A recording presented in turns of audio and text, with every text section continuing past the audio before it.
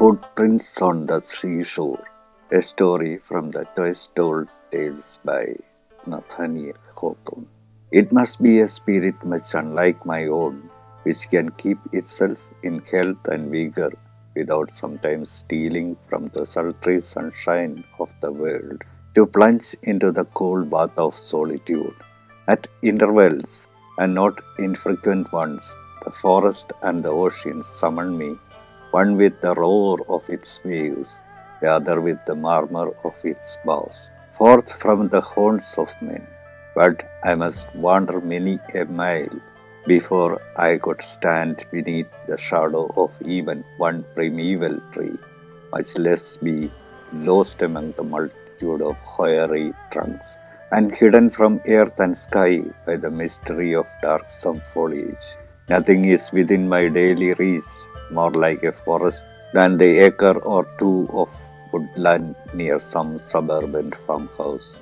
When, therefore, the yearning for seclusion becomes a necessity within me, I am drawn to the seashore, which extends its line of rude rocks and seldom trodden sands for leagues around our bay.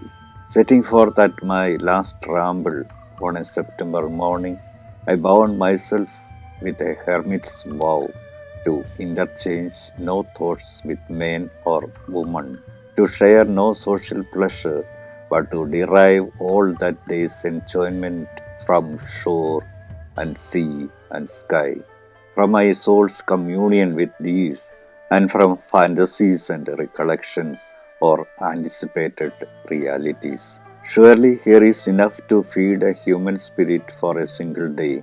Farewell, then busy world, till your evening lights shall shine along the street, till they gleam upon my sea-flushed face, as I tread homeward.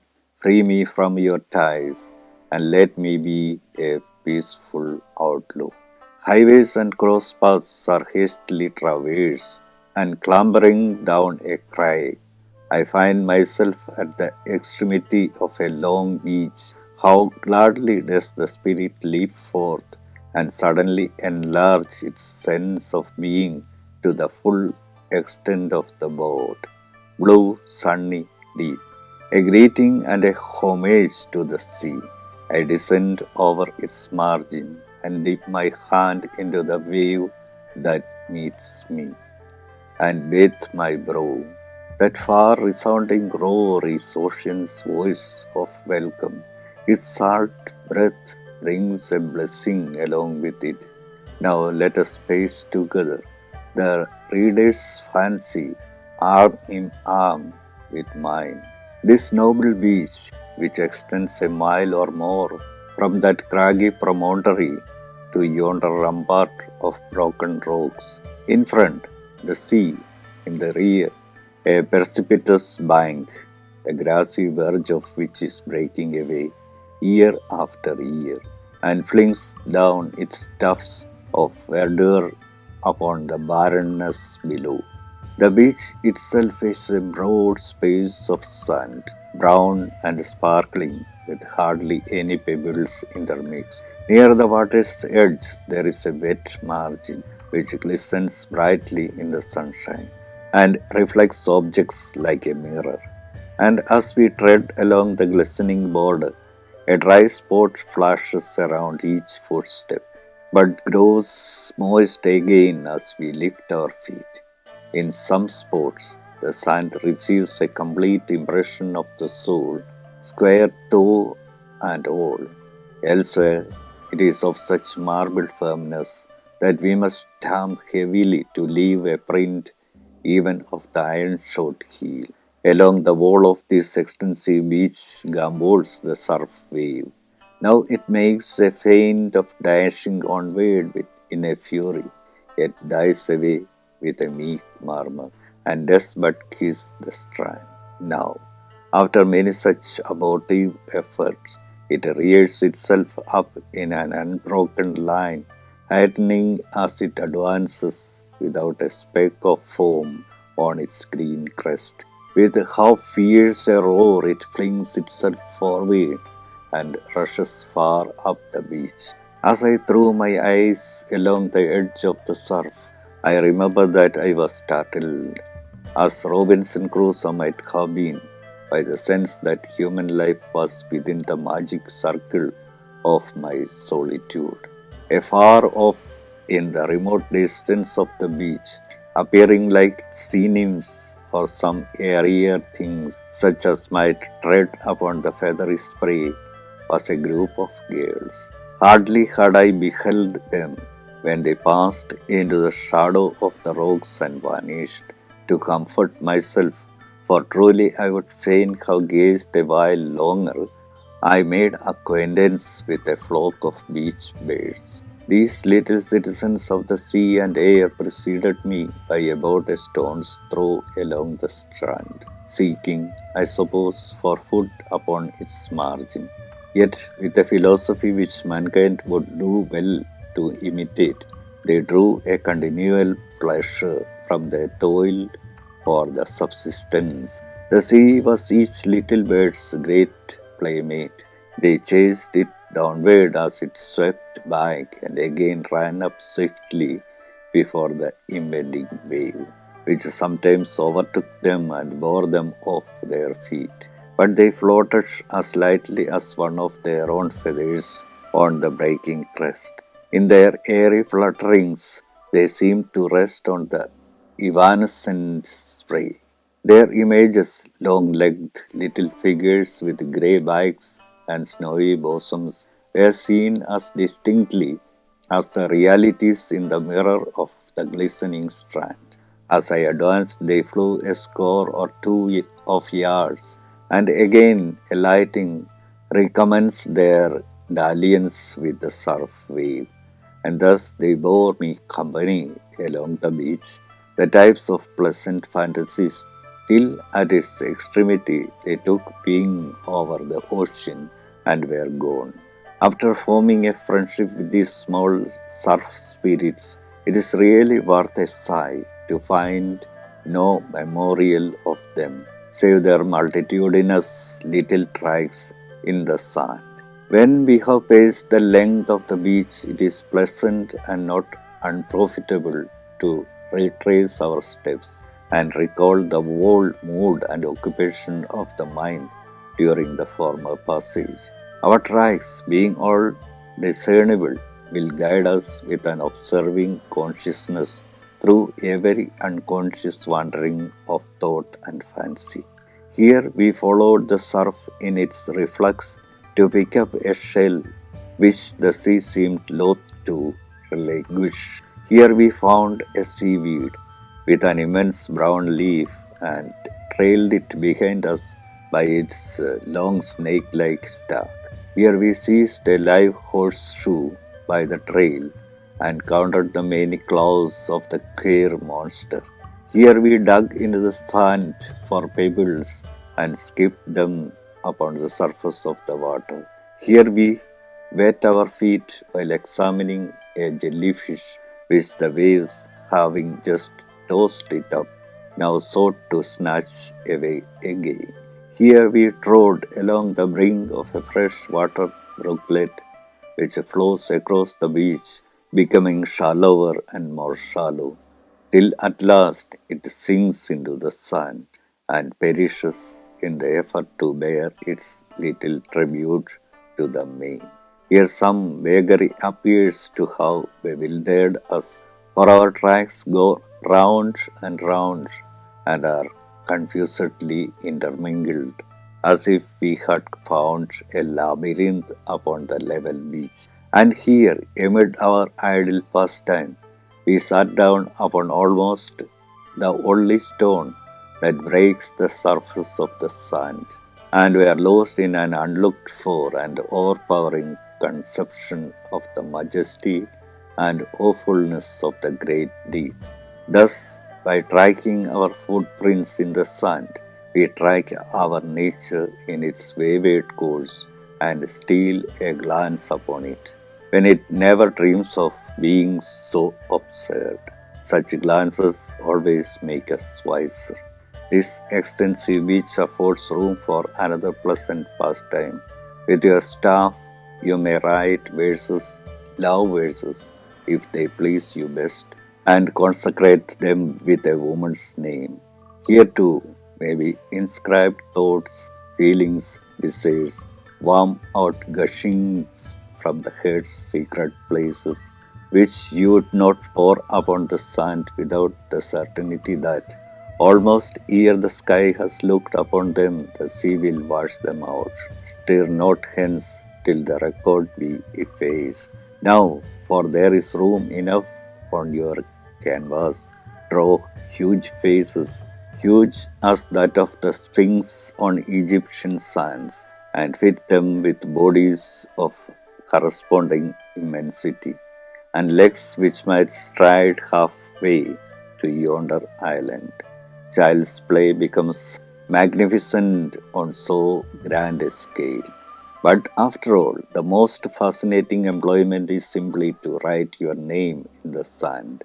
Draw the letters gigantic so that two strides may barely measure them, and three for the long strokes. Cut deep that the record may be permanent. Statesmen and warriors and poets have spent their strength in no better cause than this.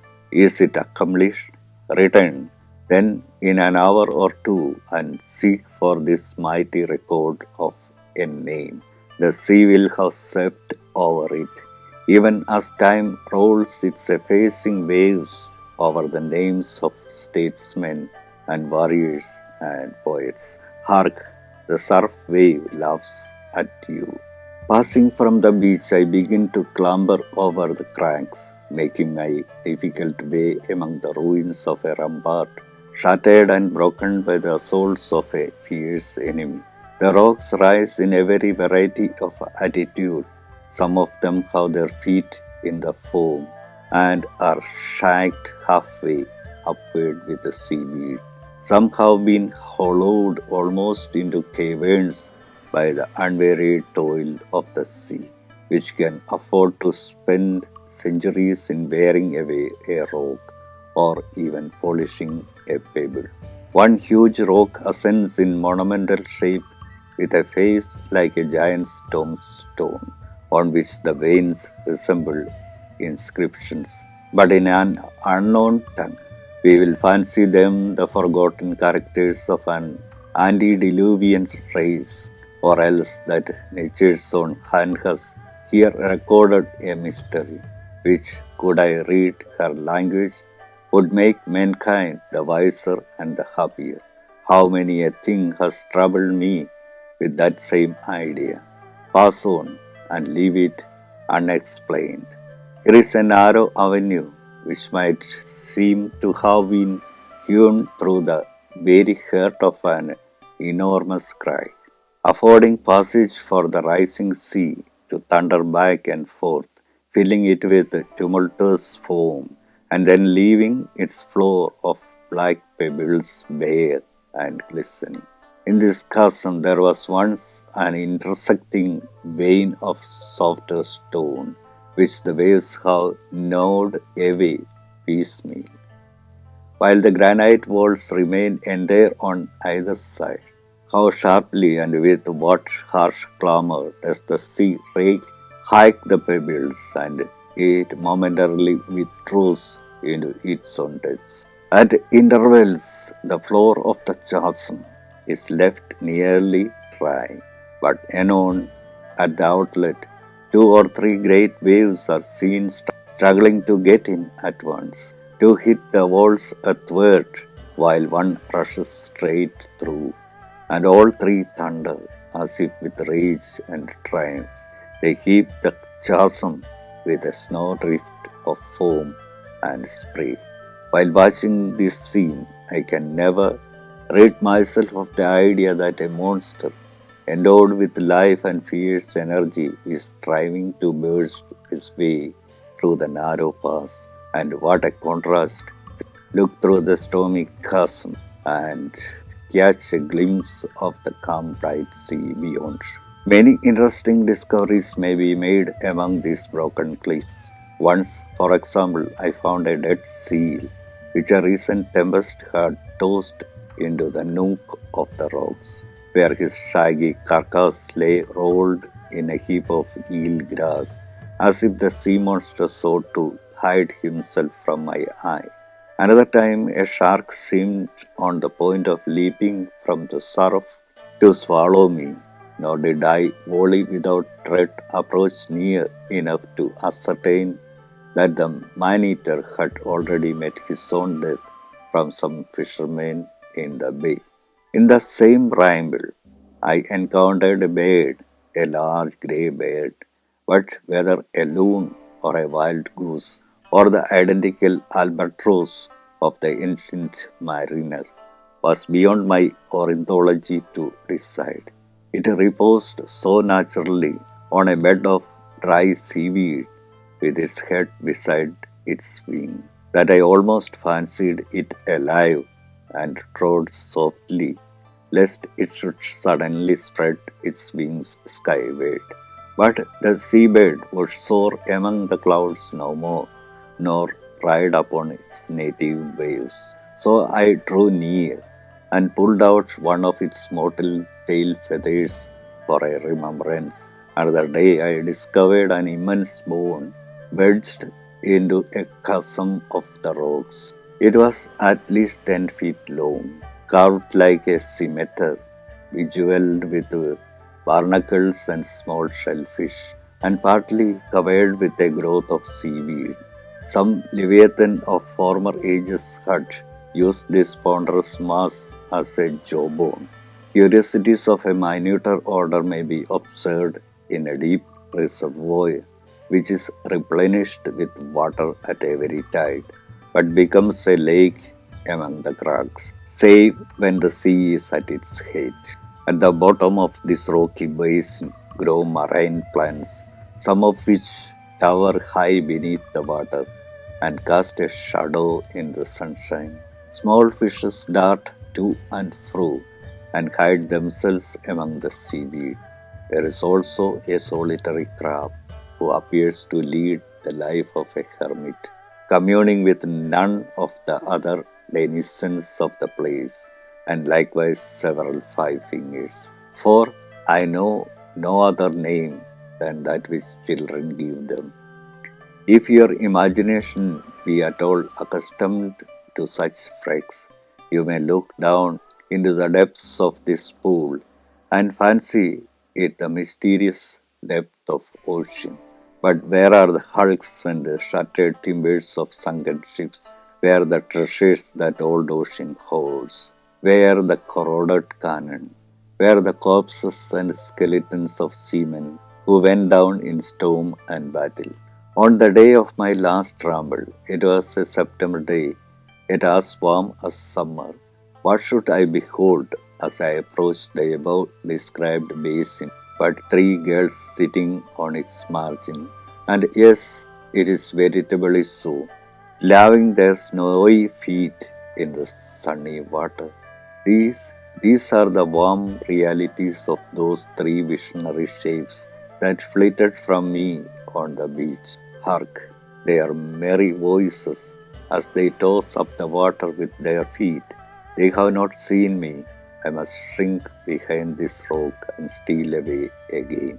In honest truth, vowed to solitude as I am, there is something in this encounter that makes the heart flutter with a strangely pleasant sensation. I know these girls to be realities of flesh and blood, yet glancing at them so briefly, they mingle like kindred creatures with the ideal beings of my mind. It is pleasant likewise to gaze down from some high crag and watch a group of children gathering pebbles and pearly shells and playing with the surf, as with old ocean's hairy beard. Nor does it infringe upon my seclusion to see yonder boat at anchor off the shore, swinging dreamily to and fro, and rising and sinking with the alternate swell, while the crew, four gentlemen in roundabout jackets, are busy with their fishing lines. But with an inward antipathy and headlong flight, do I eschew the presence of any meditative stroller like myself, known by his pilgrim staff, his sauntering step, his shy demeanor, his observant yet abstracted eye. From such a man, as if another self had scared me, I scramble hastily over the rocks and take refuge in a nook with which many a secret hour has given me a right to call my own. I would do battle for it even with a curl that should produce the title deeds. Have not my musings melted into its rocky walls and sandy floor, and made them a portion of myself? It is a recess in the line of cliffs, walled round by a rough, high precipice which almost encircles and shuts in a little space of sand. In front, the sea appears as between the pillars of a portal. In the rear, the precipice is broken and intermixed with earth, which gives nourishment not only to clinging and twining shrubs, but to trees that gripe the rock with their naked roots and seem to struggle hard for footing and for soil enough to live upon. These are fir trees, but oaks hang their heavy branches from above and throw down acorns on the beach and shed their withering foliage upon the waves. At this autumnal season, the precipice is decked with variegated splendor. Trailing wreaths of scarlet flaunt from the summit downward. Tufts of yellow flowering shrubs and rose bushes with their reddened leaves and glossy seed berries sprout from each crevice. At every glance, I detect some light or shade of beauty, all contrasting with the stern grey rock. A rill of water trickles down the cliff and fills a little cistern near the base. I drain it at a draught and find it fresh and pure. This recess shall be my dining hall. And what the feast? A few biscuits made savory by soaking them in sea water, a tuft of samphire gathered from the beach, and an apple for the dessert. By this time, the little rill has filled its reservoir again, and as I quaff it, I thank God more heartily than for a civic banquet, that He gives me the healthful appetite to make a feast of bread and water. Dinner being over, I throw myself at length upon the sand, and basking on the sunshine, let my mind disport itself at will. The walls of this my hermitage have no tongue to tell my follies, though I sometimes fancy that they have ears to hear them and a soul to sympathize. There is a magic in this spot. Dreams haunt its pressing and flit around me in broad sunlight, nor require that sleep shall blindfold me to real objects. Here these be visible. Here can I frame a story of two lovers and make their shadows live before me and be mirrored in the tranquil water as they tread along the sand, leaving no footprints. Here, should I will it, I can summon up a single shade and be myself her lover. Yes, dreamer, but your lonely heart will be the colder for such fancies. Sometimes, too, the past comes by and finds me here, and in her train come faces which were gladsome when I knew them, yet seem not gladsome now. Would that my hiding place were lonelier, so that the past might not find me. Get ye all gone, old friends, and let me listen to the murmur of the sea. A melancholy voice, but less sad than yours. Of what mysteries is it telling? Of sunken ships and whereabouts they lie, of islands afar and undiscovered, whose stony children are unconscious of other islands and of continents, and deem the stars of heaven their nearest neighbors. Nothing of all this, what then?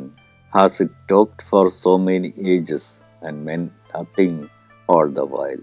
No, for those ages, find utterance in the sea's unchanging voice, and want the listener to withdraw his interest from mortal vicissitudes and let the infinite idea of eternity pervade his soul. This is wisdom, and therefore will I spend the next half hour in shaping little boats of driftwood and launching them on voyages across the cove, with the feather of a seagull for a sail. If the voice of ages tell me true, this is as wise an occupation as to build ships of 500 tons and launch them forth upon the main, bound to far Cathay. Yet how would the merchant sneer at me? And after all, can such philosophy be true? Methinks I could find 1,000 arguments against it. Well then, let yonder shaggy rock meet deep in the surf sea. He is somewhat wrathful. He rages and roars and foams. Let that tall rock be my antagonist, and let me exercise my oratory like him of Athens, who bandied words with an angry sea and got the victory. My maiden speech is a triumphant one, for the gentleman in seaweed has nothing to offer in reply, save an immitigable roaring. His voice, indeed, will be heard a long while after mine is hushed.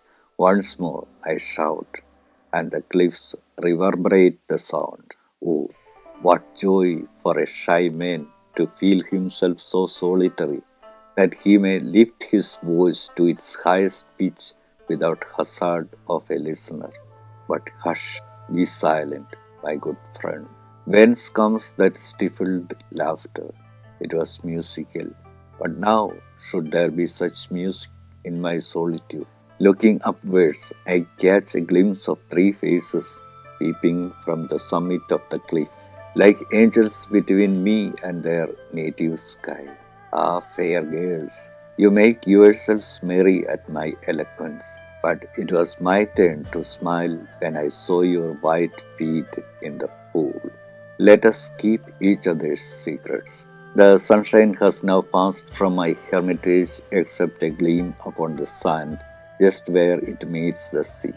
A crowd of gloomy fantasies will come and haunt me if I tarry longer here in the darkening twilight of these grey rocks. This is a dismal place in some moods of the mind.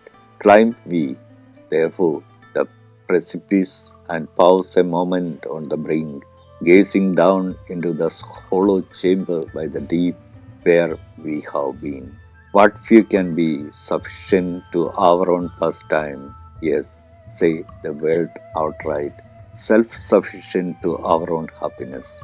How lonesome looks the recess now, and dreary too, like all other sports where happiness has been.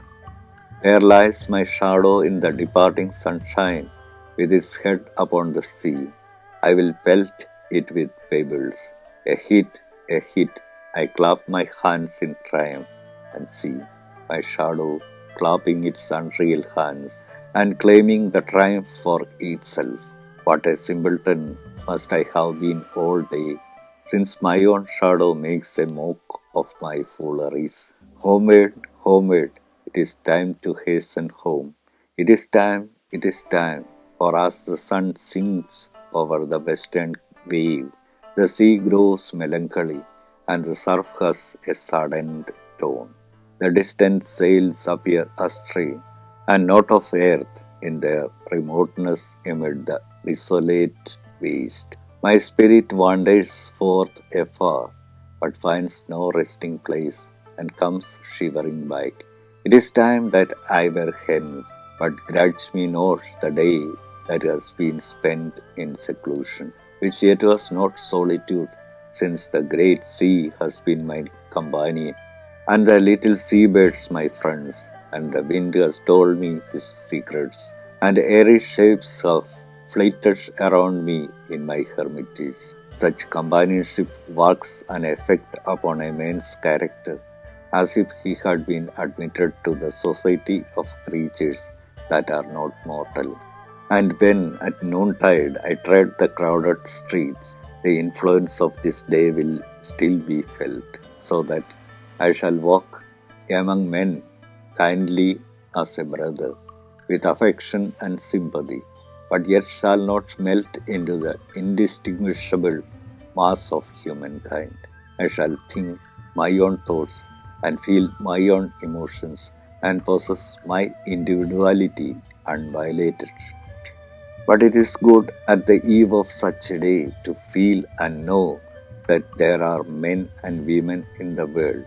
That feeling and that knowledge are mine at this moment, for on the shore far below me, the fishing party have landed from their skiff and are cooking their scaly prey by a fire of driftwood, kindled in the angle of two rude rocks. The three visionary girls are likewise there, in the deepening twilight, while the surf is dashed near their hearth.